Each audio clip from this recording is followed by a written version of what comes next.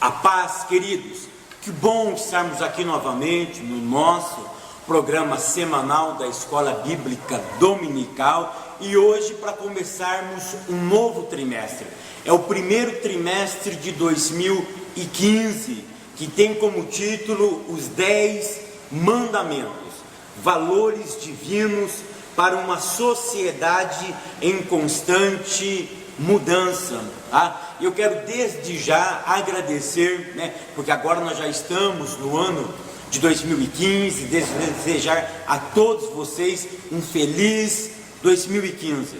O desejo do meu coração é que o Eterno continue lhe abençoando, continue lhe prosperando, continue abrindo o seu entendimento para que você possa continuar crescendo na graça e no conhecimento do Senhor Jesus. O desejo profundo do meu coração é que você tenha um 2015 debaixo da graça do Senhor. E eu tenho a mais absoluta certeza que 2015 será melhor do que 2014. É verdade. O Eterno, Ele sempre tem um plano especial para nós. E esse período que Ele tem proporcionado, permitido que nós entrássemos em 2015, é porque Ele tem algo especial e maravilhoso para mim e para você. Então eu desejo 2015 de sucesso na tua vida profissional, na sua vida familiar, ministerial, espiritual, que a sua comunhão com o Eterno venha crescer. E nós vamos começar o ano de forma maravilhosa. Por quê? Nós vamos estudar em 13 lições os 10 mandamentos. Vai ser um trimestre maravilhoso. O escritor desse trimestre é um pastor muito respeitado. Eu particularmente não tenho amizade com ele, mas conheço pessoalmente, já vi ele várias vezes na nossa sede no estado de São Paulo, no Belenzinho, na grande capital. Ele é pastor da cidade de Jundiaí, interior de São Paulo. Ele é um grande mestre, é um grande escritor, o pastor Ezequias Soares. Ele vai ser o comentarista da nossa revista nesse trimestre e ele vai comentar os 10 mandamentos. Então que o Eterno realmente me abençoe, lhe abençoe, que o Eterno realmente abre as nossas mentes, o nosso entendimento e que no final de 2015 nós possamos ser mais crentes do que quando nós iniciamos o ano. Amém? Eu conto com você, não percam nenhuma aula, divulgue esse trabalho que eu faço e que outros também estão fazendo na internet. Divulgue o nosso trabalho, comente para outras pessoas, indique o nosso trabalho, mande links, mande aí nas suas redes sociais, Vamos continuar fazendo uma parceria para que o conhecimento do Eterno se espalhe a mais pessoas, que mais pessoas venham ter conhecimentos mais aprofundados acerca das Sagradas Escrituras, Eu quero também deixar aqui o meu apelo para que você que ainda não fez parte de 2014 do meu projeto Malaquias, plantando hoje, colhendo amanhã, que você venha em 2015 fazer parte desse projeto. O projeto Malaquias foi um projeto que Deus colocou no meu coração. Eu fiz um vídeo de 10 minutos explicando Malaquias capítulo 3 e o verso de número 10, e eu fiz um apelo, querido. Eu fiz um apelo naquela aula, que eu estou precisando de pessoas que me ajudem, que plante no meu ministério. Quanto que é o valor, pastor Fábio? Eu não mencionei valor. É aquilo que Paulo diz, aquilo que Deus colocou no seu coração. Eu quero agradecer àqueles que já fizeram parte desse ministério, mas eu preciso ainda de muito mais, porque eu estou aqui na cidade de Caçapava, interior do estado de São Paulo. Eu estou exclusivamente na obra de Deus, mas nós precisamos expandir essa obra. O desejo do meu coração é que a obra de Deus aqui na cidade de Caçapava se expanda, cresça, mas eu preciso da tua ajuda, eu preciso da tua oferta. Eu preciso que você me ajude a continuar fazendo a obra de Deus. Eu não estou pedindo o seu dízimo, não estou pedindo um valor exorbitante. Eu estou pedindo aquilo que Deus colocar no seu coração. Queridos, Um pastor esses dias me ligou perguntando quanto. E aí nós estávamos conversando e eu falei para ele: pastor, se apenas 1.000 pessoas me ajudassem com um valor simbólico de apenas R$10, que não vai fazer falta para ninguém. Eu não estou explorando a vida de ninguém, como pessoas fazem por aí, pedindo 1.000, 2.000, R$900, pedindo R$9.000. R$9.000 num culto. Um pastor esse dia estava pedindo. Eu não estou pedindo isso, eu estou pedindo o mínimo, para que eu possa continuar fazendo a obra de Deus. Se você ainda não faz parte desse projeto, venha fazer parte desse projeto, Malaquias. Venha fazer parte desse projeto. Eu tenho certeza que Deus vai fazer proezas na sua vida. Você plantando uma semente, você pode ter certeza de uma coisa, que você vai colher. Você vai colher a prosperidade de Deus na tua vida. Amém? Venha fazer parte do projeto Malaquias. Um outro detalhe antes de nós entrarmos aqui na nossa videoaula: 2015, eu desejo estar na tua igreja. Tá? Eu desejo estar na tua igreja. Então, se você tem vontade de ter a minha pessoa aí na tua igreja, pregando, ensinando, numa escola bíblica, num simpósio, num congresso de irmãs, congresso de mocidade, agende o pastor Fábio Segantin em 2015, tá? Liga para mim, aqui estão embaixo os meus contatos, tanto de telefone, tanto do WhatsApp, que agora o professor também agora tem o WhatsApp, tá? Se você quer comunicar comigo de uma forma mais rápida, manda uma mensagem aí no WhatsApp, que nós vamos conversar de forma maravilhosa, tá? Mas o meu desejo é estar aí na sua igreja. Então faça esse convite, que eu tenho a mais absoluta certeza que Deus estará nos abençoando. Amém? Então vamos para a nossa aula, primeira aula do ano, que tem como título: Deus dá a sua lei ao povo de Israel.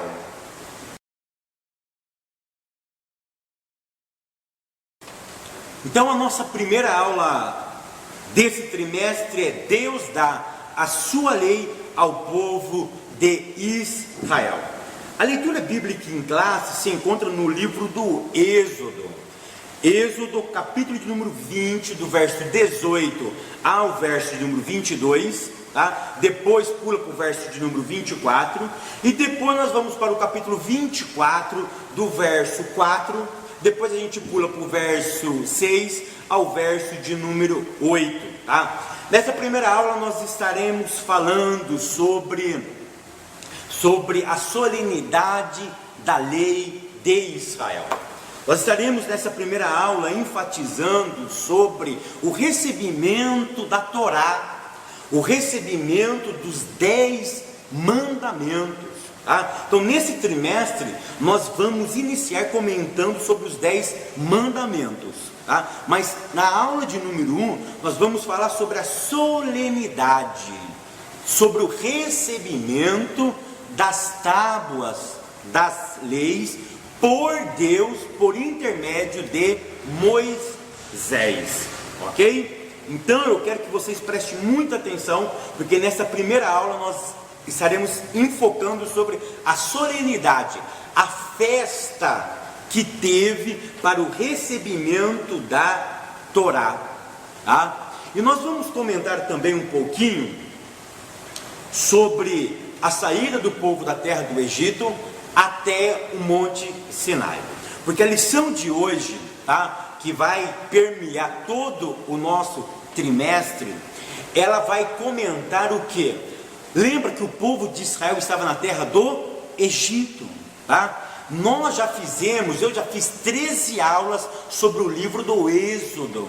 Então se você quer saber mais sobre o livro do Êxodo, entra aí no meu canal e procure sobre as 13 aulas sobre o livro do Êxodo, que foi aulas assim espetaculares. Eu aprendi muito acerca do livro do Êxodo. Mas o capítulo 20 do livro do Êxodo, ele permeia, ele tem um fundo histórico da saída do povo de Israel da terra do Egito. Israel estava no Egito, Moisés é levantado por Deus, Moisés liberta o povo da terra do Egito, e então o povo caminha 3 meses até a chegada do Sinai. Como eu sei que é 3 meses, Fábio? É só você ler no livro de Números, capítulo de número 10, do verso 11 ao verso de número 12, tá? Em Números capítulo 10, do verso 11 ao verso 12, diz Moisés que o tempo que Israel ficou no pé do monte, recebendo a lei de Deus e recebendo outras revelações, foi um período de aproximadamente 11 meses, quase um ano. Então o povo sai da terra do Egito, ele peregrina por 11 meses e ele chega então no Monte Sinai. O Monte Sinai, ou também o Monte Horebe, é o monte onde Deus vai delegar, onde Deus vai revelar a sua lei. Então no Monte Sinai, preste atenção em uma coisa, tá? Preste atenção em uma coisa, que de Gênesis a Deuteronômio, tá? Tem aproximadamente 2.700 anos de história. Vou repetir, de Gênesis, capítulo 1, até o último capítulo de Deuteronômio, os 5 primeiros livros da Bíblia cobrem um espaço de tempo de aproximadamente 2.700 anos. Mas o que eu quero salientar é o seguinte, que quanto tempo o povo fica no Monte Sinai? 11 meses, perfeitamente. Aí vocês têm que concordar comigo, que 2.700 anos, aproximadamente, para 11 meses não é um período irrisório? Não é um período insignificante? É um período insignificante para 2.700 anos, é um período insignificante. Mas perceba uma coisa, se vocês pegarem de Gênesis capítulo 1 até o último capítulo de Deuteronômio, que corresponde aos 5 primeiros livros da Bíblia, o período que o povo fica na terra, no Monte Sinai, recebendo a lei e recebendo outras revelações, corresponde a 1/3 de toda a Torá. Eu vou repetir, esses 11 meses que o povo fica no pé do Monte Sinai, ele fica fixo, recebendo revelações de Deus, através do Monte Sinai, e recebendo outras revelações de Deus também, por intermédio de Moisés. É um período de apenas 11 meses, mas esse período de 11 meses, a Bíblia investiu 1/3 da Torá. É como se você pegasse todos os capítulos de Gênesis, Êxodo, Levítico, Número e Deuteronômio, somasse todos eles e dividisse por 3, 1/3 de toda a Torá resume os 11 meses do povo no Monte Sinai. Então tem uma grande valia, tem uma grande expressão, esses 11 meses permanecido ao pé do Monte Sinai pelo povo de Israel. Foi um período onde Deus realmente quis que o povo de Israel fosse um povo amadurecido. Nós vamos falar também da festa, tá? Que envolveu o recebimento da Torá, e nessa festa teve 2 elementos: o holocausto e a leitura do livro do concerto, tá? Tópico de número 1, a promulgação da lei. Item de número 1, a solenidade. A solenidade aconteceu onde? No Monte Sinai, tá? Quanto tempo demorou para chegar no Monte Sinai? 3 meses. Eu já disse que o povo ele permaneceu 11 meses ali. A chegada demora 3 meses.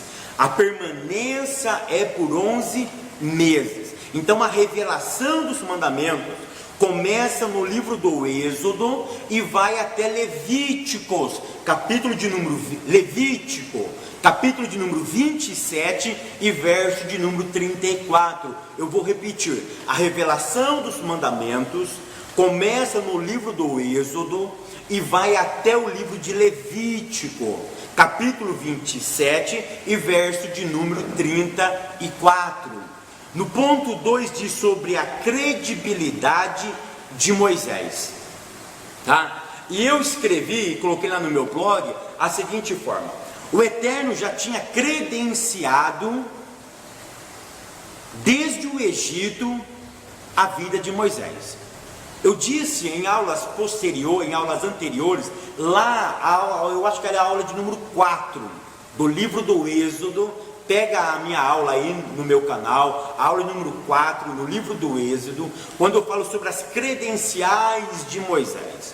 Moisés tinha credenciado o povo, tinha credenciado Moisés. Por quê? Moisés pergunta para Deus: Deus, e se o povo perguntar, quem é que te enviou? Ou se Faraó perguntar, o que eu vou falar para eles? Aí Deus dá 3 credenciais para Moisés. A primeira credencial, a vara.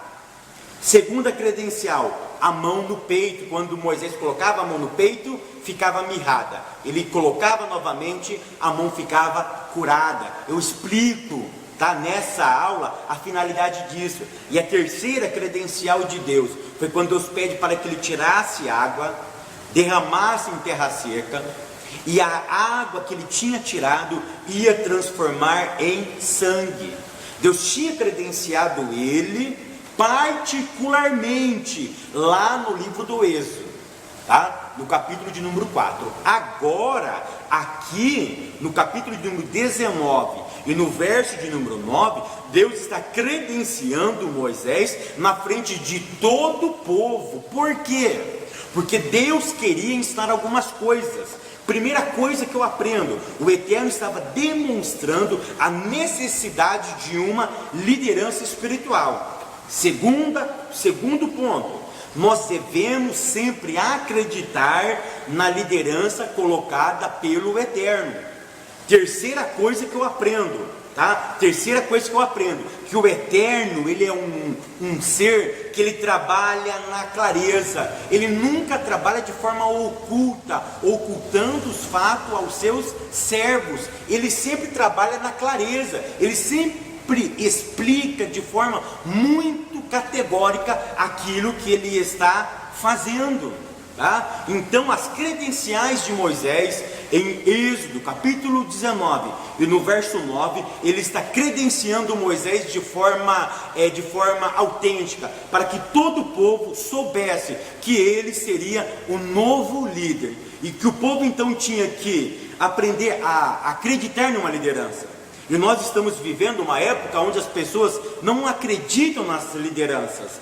As lideranças estão sendo colocadas à prova.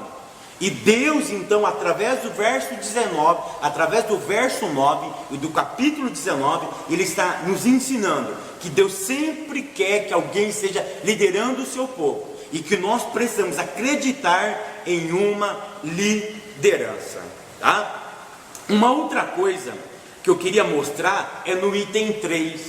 No item 3, a nossa lição fala sobre a lei, tá? O autor nosso, o pastor Ezequias Soares, ele colocou assim: a lei de Moisés é o alicerce de toda a Bíblia, e os judeus a consideram a expressão máxima da vontade de Deus. Mas nós precisamos desmistificar o que é lei. O termo lei, dentro do sistema cristão, é uma palavra muito mal interpretada. É uma palavra muito mal interpretada. Então eu vou desmistificar a palavra lei, tá? A palavra lei. Querido, se você perguntar para qualquer professor, para alguns que dizem que são teólogos aí, e se você perguntar para eles o significado da palavra lei, eles vão falar que é a Torá. Torá igual a lei, tá? E eu vou desmistificar isso nessa aula, tá bom? Vamos desmistificar. O que significa, qual é a palavra para lei na língua hebraica? Para a língua hebraica não é a Torá. A palavra lei para a língua hebraica, no hebraico, é isso daqui, ó. O que está escrito aqui, Fábio? Isso é escrito dati, tá? Se lê daqui para cá, da direita para a esquerda, tá bom? Então começa a ter um dalit e tem um tav. Então o dalit com tav dá dati. eu não coloquei os pontos maçoréticos, mas aqui está escrito date. Date significa o que em hebraico? Lei, mas lei no sentido genérico. Aqui pode ser lei cerimonial, lei moral, lei ética, lei de higiene, lei da propriedade, lei administrativa ou jurídica, lei econômica, lei alimentar. Ou seja, a palavra date é uma palavra genérica, e isso significa lei, tá? Isso significa lei. Nós temos que tomar muito cuidado com o termo Torá, tá? Nós temos que tomar muito cuidado com o termo Torá. O que significa Torá em hebraico? E aqui eu quero desmistificar o que nós aprendemos nos dicionários, nas enciclopédias, tá? O que significa Torá? Torá não significa lei. Então o que significa Torá? Queridos, então o que significa Torá? Eu escrevi aqui em hebraico Torá. Lembre que se lê daqui para cá, tá? Torá. Aqui está escrito Torá. O que significa Torá? Torá significa, não significa lei necessariamente, mas significa instrução, ensino. Torá significa mostrar o alvo, mostrar o caminho, mostrar o destino, mostrar a reta, mostrar os perigos que existem na caminhada. Aí o nosso autor da nossa revista, ele diz que a palavra Torá vem de uma raiz hebraica que significa instrução ou ensino. O nosso pastor Ezequiel Soares, ele não colocou a raiz dessa palavra. Ele coloca na nossa lição, no item 3, a lei, e ele explica o que é Torá. E ele diz que Torá vem de uma raiz hebraica que significa instrução ou ensino. Mas qual é essa raiz? Lembra da palavra Torá? Essa palavra foi criada por causa dessa palavra, tá? Essa é a raiz da palavra hebraica. Lê daqui para cá. Aqui em hebraico está escrito Iará, tá? Iará significa em hebraico lançar. Essa palavra aqui, ela tem a finalidade do arco e da flecha. Tá? Lembra do arco da flecha? Que você pega a flecha, coloca no arco e você tem um alvo, você tem uma direção. Tá? A palavra Iará, ela tem a ideia de jogar com precisão, de você jogar uma pedra ou uma flecha com um alvo certo. Ou seja, você tem o domínio da ação. O sujeito tem o domínio. Ele não joga por jogar. Vamos pegar um monte de pedra aqui, vamos jogar. Para onde? Joga aí. Não significa isso. Iará significa lançar com precisão, lançar uma pedra, lançar uma ferramenta capaz de atingir um alvo. Então, queridos, quando a palavra Torá, ela foi escrita, ela teve como base essa palavra, a palavra Iará. Iará é lançar com propriedade, ter controle da ação, tá? Ter controle da ação. Aí se você for usar esse verbo aqui, essa palavra, em outras conjugações em hebraico, isso não vem ao caso, significa ensinar.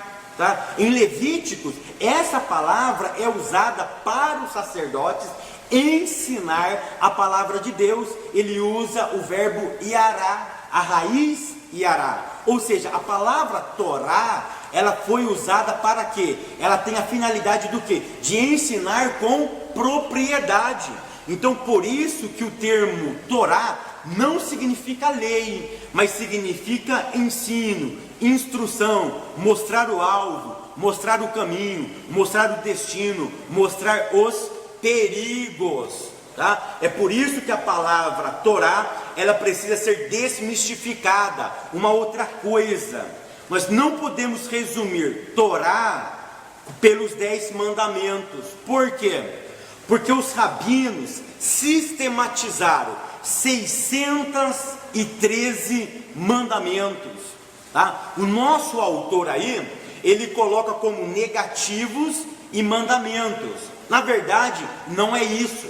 Na verdade está errado, tá? Na verdade está errado. O nosso pastor Ezequiel Soares, ele é um grande mestre, mas eu acho que aqui foi algum erro de digitação, algum erro na hora de escrever, porque o nosso pastor ele não ia dar esse equívoco, tá? Então, os 10 mandamentos, a Torá não se resume em 10 mandamentos. Os rabinos sistematizaram 613 mandamentos. E esses 613 mandamentos, eles são divididos em duas partes, tá? Existem 365 mandamentos na esfera negativa e existe 248 mandamentos na esfera positiva, tá? Eu não vou entrar nesse detalhe, mas perceba que o número 365 é um ano completo nosso. Então, dentro da cultura judaica é o seguinte: eu tenho 365 leis que eu não posso, que eu tenho que me desviar dela. E existem 248 mandamentos positivos. O que significa esses 248 mandamentos positivos? Dentro da cultura judaica, a mulher tem 248 ossos. Tá? Isso é muito interessante. Depois vocês pesquisam aí na internet e aprofunde mais nesse detalhe. Mas o que eu quero salientar é o seguinte: que a Torá não é 10 mandamentos, são 613 mandamentos, dividido em negativos e positivos. Quais são os negativos? Existem 365. E quantos positivos existem? 248. Tá? Outra coisa, querido, para nós finalizar essa parte sobre a lei, tá?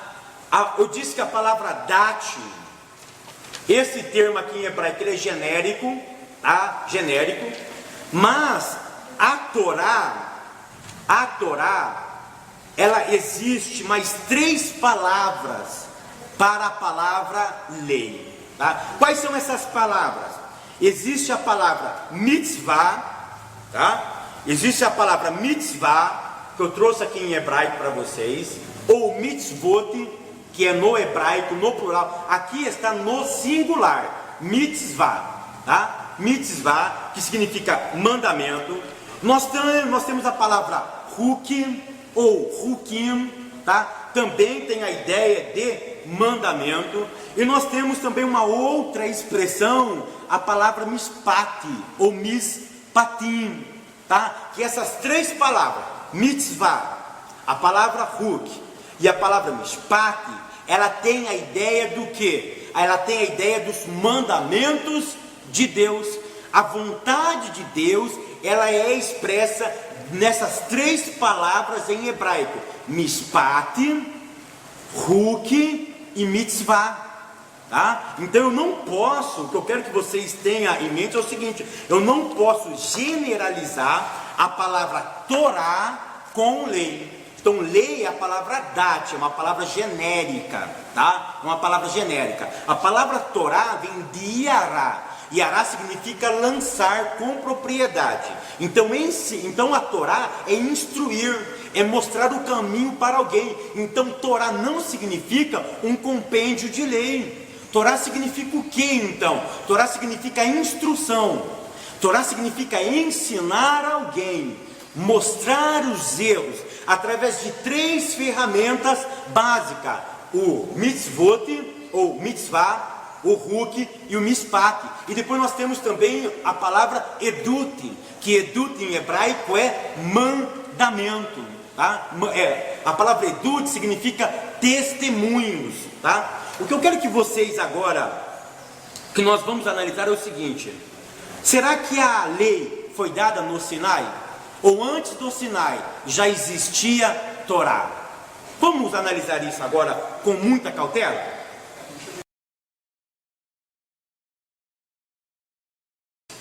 Queridos, então, será que a Torá, ela existiu a partir do Monte Sinai? Será que a Torá, ela nunca existiu?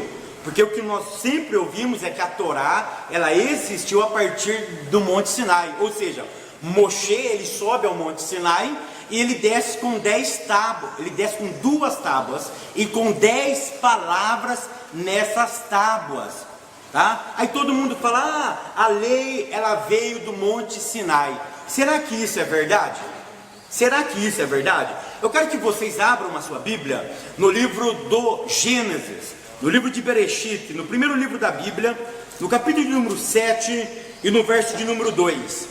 Quando Noah, ele vai entrar na arca, e Deus diz para ele, no verso de número 2: de todo animal limpo levarás contigo 7 pares, o macho e a sua fêmea, mas dos animais imundos, 1 par, macho e a sua fêmea. Qual é a pergunta aqui?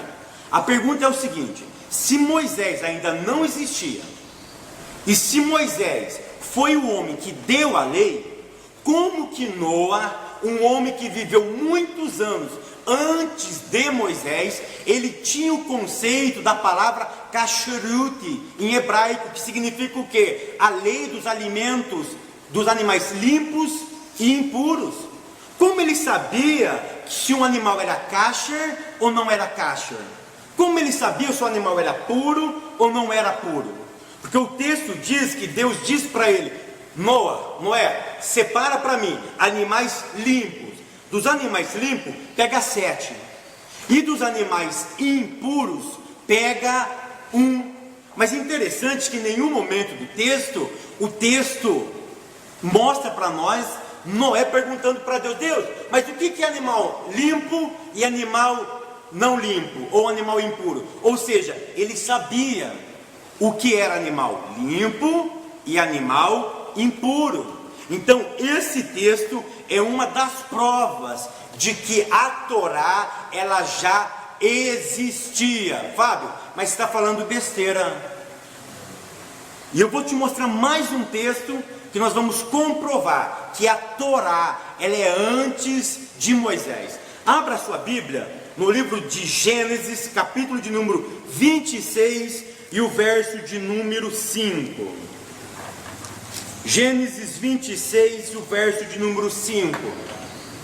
Diz assim o texto sagrado, 26 verso 5. Quando Deus, falando com Isaac, e lembrando Isaac a trajetória do pai dele, Abraão ou Avraham, e o que Abraão fez, observe o texto, diz assim, porque Abraão obedeceu a minha palavra, e guardou os meus mandados, os meus preceitos, os meus estatutos e as minhas leis, ok? Agora eu trouxe para vocês a Bíblia em hebraico, está aqui, isso vai estar no meu blog. Eu vou colocar o verso de número 5 no meu blog, e contra a Bíblia hebraica não tem argumento, e dentro da Bíblia hebraica, no verso de número 5, eu vou ler agora em hebraico para vocês o que está escrito no verso 5. No verso 5 está escrito assim em hebraico: porque Abraão obedeceu a minhas palavras e guardou os meus mandamentos. Aí diz em hebraico, os meus preceitos, ou seja, as minhas mitzvah. Guardou os meus estatutos, em hebraico é hukim. E a última palavra, e as minhas leis, guardou as minhas toratai. Está aqui, eu vou colocar no meu blog para vocês o verso de número 5, tá? Que aqui está as 3 palavras que resume a Torá: mishpat, huk e mitzvot, e a palavra Torá. Ou seja, como que nós, os rabinos e alguns teólogos ficam assim encabulados, como que a palavra Torá apareceu para a vida de Abraão? Então nós entendemos através da Bíblia em hebraico que a Torá ela é antes de Abraão, ela é antes de Moisés. E deixa eu dizer uma coisa para vocês aqui. A Bíblia diz que Deus vinha conversar com Adão, e Deus, ele é um Deus que não joga a palavra fora. O que Deus ia conversar com Adão. Não tem como nós provarmos de forma categórica, mas a maioria dos rabinos, e eu particularmente acredito, que Deus conversava as suas torotes, a sua Torá. Ele comunicava a sua lei para a vida de Adão. É por isso que o conceito de sacrifício, os filhos de Adão já tinham. Abel já sabia, Caim já sabia o que era uma oferta de manjares, antes da lei levítica, antes da lei de Moisés. Por quê? Porque o Eterno comunicava isso para Adão. E nós vimos de forma muito bem clara no capítulo 26 e no verso número 5, que a Torotai de Deus era falada para Abraão. Então isso é uma prova de que a Torá era algo vivo, algo vivido, algo praticado e ensinado por Deus aos homens, e os homens transmitiam a Torá de Deus para a sua posteridade, ok? Eu quero desmistificar uma outra coisa aqui também, tá? Para que serve a Torá? Tá? Deixa eu dizer uma coisa aqui. A Torá, ela não foi dada para dar vida eterna a ninguém, mas ela foi dada para ajudar o homem a se relacionar com Deus de forma sadia. Isso você encontra em Deuteronômio capítulo 7, do verso 12 ao verso de número 15, livro de Devarim, o livro de Deuteronômio, capítulo de número 7, verso de número 12 ao verso de número 15, tá? Moisés deixa bem claro que a Torá nunca foi dada para o homem ter a vida eterna. O judeu nunca teve essa mente. O judeu sempre entendia. É por isso que quando destruíram Jerusalém, e no livro das Lamentações, Jeremias ele diz de uma forma poética, de uma forma clássica, entendendo a beleza e o conhecimento de Deus, ele expressa de forma poética em Lamentações capítulo de número 3, que as misericórdias do Senhor eram a causa de eles não ser consumidos, porque eles entendiam que as misericórdias do Senhor era a causa de eles alcançar as benevolências do Eterno. Então a Torá foi dado não para o homem ter vida eterna, mas para que o homem tivesse uma vida de qualidade aqui nessa terra. Lembra do salmista? O salmista ele sempre expressou: ora, se sacrifício o Senhor se agradara, eu tinha dado um monte para ele. Mas o Senhor não se agrada de sacrifícios. Eles entendiam que o âmago, que o cerne dentro da cultura judaica não era sacrifícios, mas era o que? A sinceridade do coração. Sempre na cultura judaica sempre teve esse prisma, sempre teve essa ideologia, tá? Então vamos desmistificar aqui. Na segunda aula eu vou pegar um pouquinho mais pesado também nisso, então não perca a minha segunda aula, tá? Uma outra coisa que eu ouvi esse dia um pastor dizendo e me deu calafrio na alma.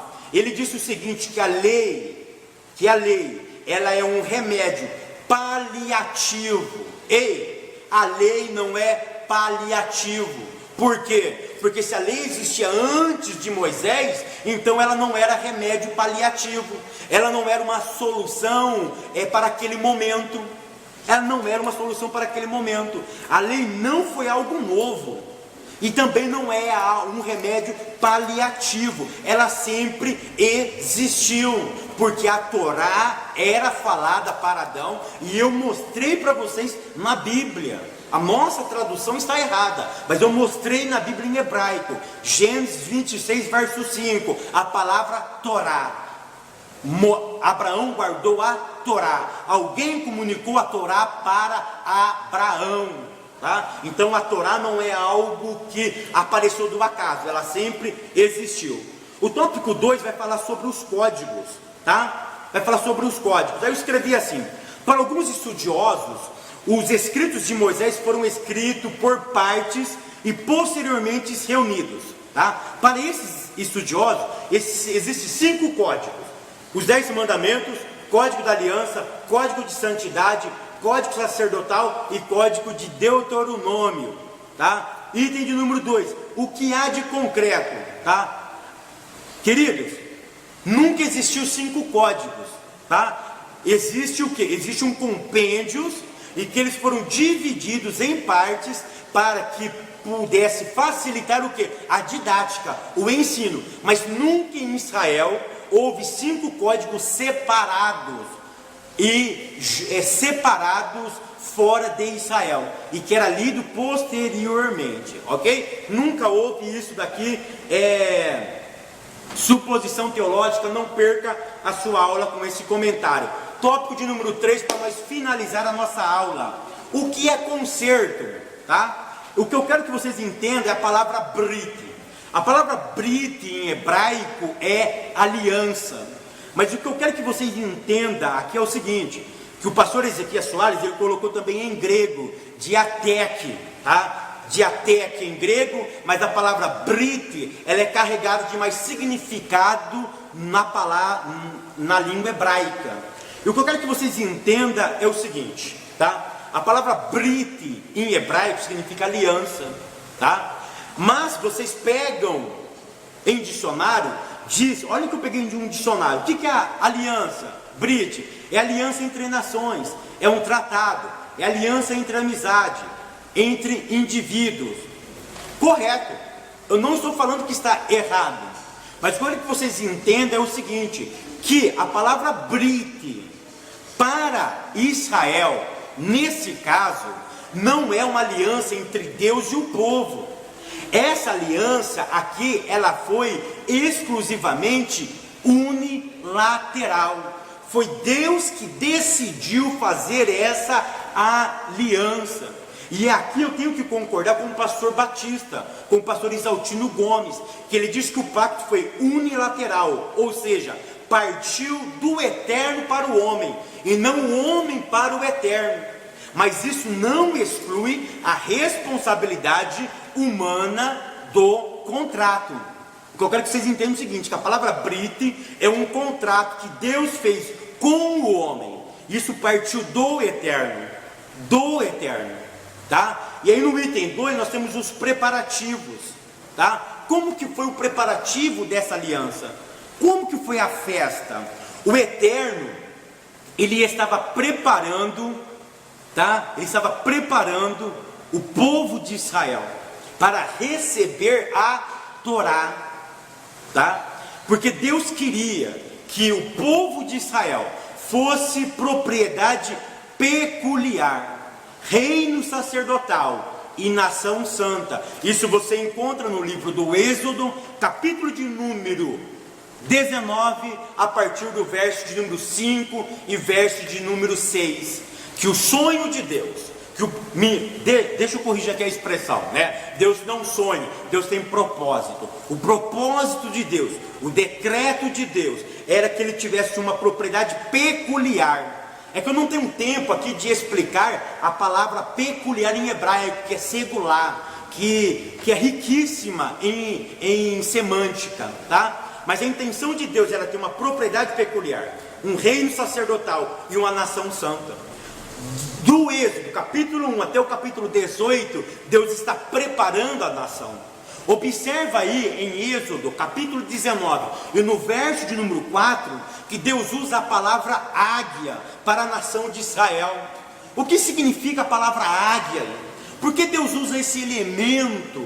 Por que Deus usa essa ave, a águia, dentro desse contexto, para o recebimento da Torá? Pelo seguinte, porque a águia, ela sempre leva o seu filhote para onde? Para o lugar mais alto para ele se desenvolver, para cuidar dele, para que ele não fique longe de perigos. Isso significa o seguinte, que Deus estava falando para Israel: Israel, eu preparei vocês, eu resgatei vocês da terra do Egito, agora eu vou fazer com que vocês tenham uma vida de maturidade. E para que vocês tenham maturidade, é preciso que eu dê a lei para vocês. É preciso que eu dê a Torá para vocês. Então a intenção de Deus era que ele tivesse um povo maduro. É por isso que ele usa a expressão águia. E no item de número 3, nós temos a expressão o concerto do Sinai. Tá? O concerto do Sinai. Agora Deus ia mostrar o que? A maturidade, o caminho da maturidade. É por isso que a lei, ela vai de Êxodo, capítulo 19, até o capítulo 24, dentro do livro do Êxodo. Capítulo 19, 20, 21, 22, 23 e 24, esses 6 capítulos é chamado o pacto da aliança, é o acordo, tá? Deus deu a proposta, Deus deu as medidas, os requisitos. Ele diz: olha, eu quero que vocês sejam povo peculiar, eu quero que vocês sejam reino sacerdotal e nação santa. Ou seja, Deus fez a proposta, mas eu quero que vocês guardem a minha palavra, guardem a minha aliança. É por isso que eu disse que a Brit, que a aliança, ela é unilateral, ela partiu de Deus, tá? Ela partiu de Deus. Mas por que nós entramos na história? Porque o povo reagiu a esse pacto. O povo disse: tudo que o Eterno falou, nós faremos. Quando o povo falou isso, o pacto foi selado. O pacto foi selado. E deixa eu dizer uma coisa. O pastor Ezequias Soares, na revista, no item 3, o concerto do Sinai, ele diz que o concerto do Sinai, ele foi temporário e para aquela época, tá? Eu não acredito nisso, Por quê? Porque a Bíblia diz que esse pacto, ele foi um pacto eterno. A Bíblia diz que o pacto que ele fez com Israel foi um pacto imutável. E eu quero que vocês leiam Jeremias capítulo 31, o verso 35 ao verso 37. Jeremias capítulo 31, do versículo 35 ao verso 37. Aqui é uma prova viva de que o pacto não foi anulado, que o pacto não foi momentâneo. Vocês podem conferir isso também no capítulo 11, a carta aos Romanos, quando Paulo vai dizer que nós, os gentios, fomos enxertados em quem? Na videira. E quem é a videira? É Israel. Irmãos, olha Romanos capítulo de número 11, leia com carinho. Quem é a videira? É Israel. Nós fomos enxertados em quem? Em Israel. E observe que no último verso, tanto no verso 18 como no verso de número 24, do capítulo 11 de Romanos, Paulo diz que nós, gentios, que fomos enxertados em Israel, nós bebemos de Israel, e não é Israel que bebe de nós. Ou seja, a raiz aí é Israel. Nós bebemos de Israel, nós fomos enxertados em Israel. Então me perdoe o pastor Ezequias Soares, me perdoe, tá? Ele é um grande acadêmico, mas eu não posso acreditar nisso, e eu não posso que vocês acreditem também nisso, que a igreja foi substituída, que a igreja substituiu Israel. Não aconteceu isso. E isso vocês podem olhar com carinho aí no capítulo 11 da carta de Paulo aos Romanos, que nós bebemos em Israel, e não é Israel que bebe de nós, tá? O último tópico da lição, o sacrifício, tá? O sacrifício, número 1, o holocausto, tá? Lembra da palavra Brit? A palavra Brit significa não apenas aliança, mas significa também sacrifício oferecido. Ou seja, sempre quando teria uma aliança, tinha que ter um sacrifício. Aí nós temos a palavra holocausto, que vem de uma palavra em hebraico olá, ou olã. Olã significa subida. Ou seja, o que significa holocausto? Holo significa